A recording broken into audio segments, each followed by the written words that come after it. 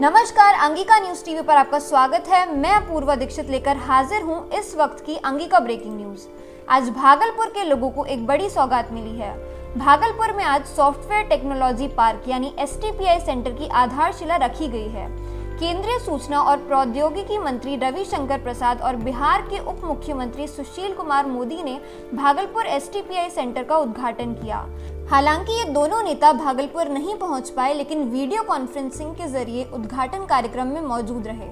Bhagalpur town hall में आयोजित इस कार्यक्रम में पूर्व केंद्रीय मंत्री सैयद शाहनवाज हुसैन मौजूद रहे और उन्होंने STPI सेंटर का उद्घाटन किया। STPI सेंटर्स IT उद्योग या स्टार्टअप को बढ़ावा देने के लिए काफी कारगर साबित हो रहे हैं। भागलपुर में STPI सेंटर खुलने से जो युवा स्वरोजगार में जाना चाहते हैं, उनके लिए ये काफी मददगार साबित होगा। एक बार फिर आपको बता दें कि भागलपुर को मिली है STPI सेंटर की सौगात।